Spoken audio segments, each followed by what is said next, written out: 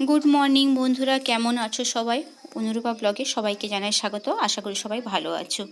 তো সকালবেলা উঠে পড়েছি, ঘরের ভেতর থেকে দেখো নোংরা ঝাড় দিয়ে বের করে নিয়ে চলেছি। আজকে যেহেতু রবিবার, সেই জন্য সকালে তাড়া নেই, দেরি করে করে সব কিছু কাজ চলছে। তো খুব ঠান্ডাটাও আজকে কম, আর রোদ ঝলমল আকাশ পরিষ্কার। তো নেটে দেখতে পাচ্ছি যে গত প্রায় বুধবার থেকে বৃষ্টির সম্ভাবনা রয়েছে। তো যাই হোক, ঝাড় দেওয়ার পর একটু ঘর বাড়িটা মুছে নেব, মুছে নিয়ে পোশাক আশাক ধুইব। তো আজকে সকালটা এরকম হবে ভাবতে পারিনি। ঘরে প্রায় ভোর 3টের সময় উঠেছি, তখন থেকেই তোমার দাদাভাই বলছে যে আমি শুয়ে থাকতে থাকতেই তার বাম সাইডে ঘাড় ঘোরালে, মাথা ঘোরালে লাগছে, মাথা ঘোরাচ্ছে।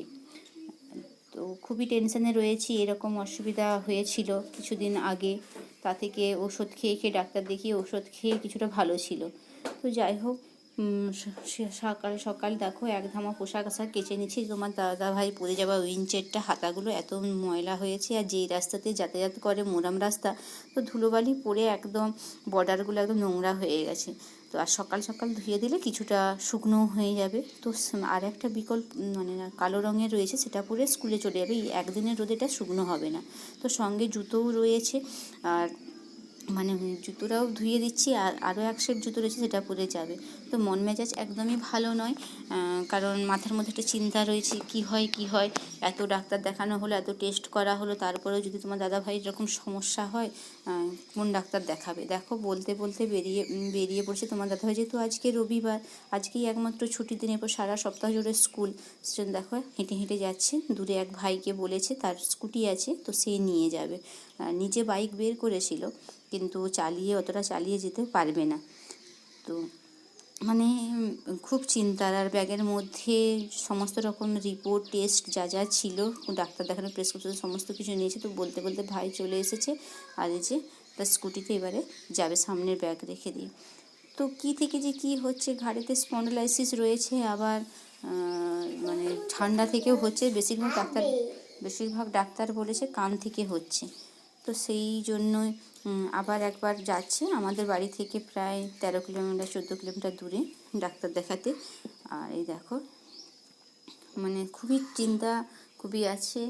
আর বিশেষ করে দিনের থেকে রাত্রিতে চিন্তাটা একটু বেশি হয়, কারণ রাত্রে সম্পূর্ণ সবাই যে যার ঘরে বদ্ধ হয়ে যায়, কি করব।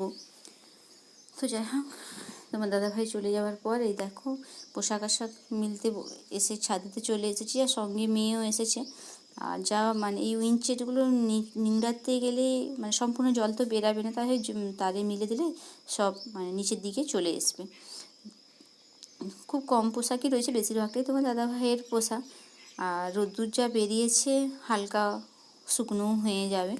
আর রান্নাবান্না সমস্ত কিছুই দেরি করে হবে, আজকে রবিবার, তো দেরি করেই হবে। আর মন মেজাজ ভালো না থাকলে ওই যা হোক কিছু রান্না করব আর কি। তারপর দেখো রান্নাঘরে চলে এসে, রান্নার একদম শেষ মুহূর্তে তোমার দাদাভাই কিন্তু চলে এসেছে, তখন প্রায় 12টা বাজে। তো এসে স্নান পর্ব সারছে, আর তোমার দাদাভাইয়ের সঙ্গে যাওয়া ভাইও সেও রয়েছে, তাকে খেতে বলেছিলাম। তো এই গরম গরম ডিম ভেজে নিয়ে ফেলছি। দেখো দুটো ডিম ছিল, তাতে পেঁয়াজ লঙ্কা দিয়ে এটা ডিমটা ভেজে নিচ্ছে। সঙ্গে কী করেছি, দুটো বড়ি ভেজেছিলাম, আর দুটো শিম সেদ্ধ করে রেখেছি, নুন আর তেলটা মাখিয়ে নেবো। ডাল রয়েছে, আর এখানে রয়েছে বাঁধাকপির চচ্চড়ি। যাই হোক, এই রান্না করতে পেরেছি। তো দাদাভাইয়ের স্নান হয়ে যাবার পর দেখো আমি খাবার রেডি করব। এখানে সামনের দিকে দেখো রোদ্দুর পড়েছে, তো এখানে স্নান করে বসে পড়েছে। আর ছেলে মেয়ে তারা এখনও খামারে খেলছে, আমি ওদের দিকে ডাকতে যাব। তো ভাতটা রান্নাবাড়ি করে দিই, তারপরে যাব। আর এখন ট্যাঙ্কের জলটা এতটাই ঠান্ডা যে গরম জল মিক্স না করলে স্নান করা যাবে না। তো আমি স্নান করে নিয়েছি, এবার ছেলে মেয়েদেরকে স্নান করাবো। অপরদিকে দেখো বিকেলবেলা রোদ ঝলমল ঘরের সামনেটা, আর এই যে পাতাগুলো এত সুন্দর লাগছে। এত গাছে গাছের পাতা সবুজ হয়, কিন্তু এই গাছের পাতা একদম লাল। তো বর্ষাকালে চারাটা এনে লাগিয়েছিলাম, লাল গাছেতে সবুজ নীল নীল ফুল। তো যাই হোক, অনেকদিন পর রোদ ঝলমল পুকুর গাছপালা একদম ঝাঁ চকচকে করছে। আবার সামনের সপ্তাহ জুড়ে তো বৃষ্টির পূর্বাভাস রয়েছে।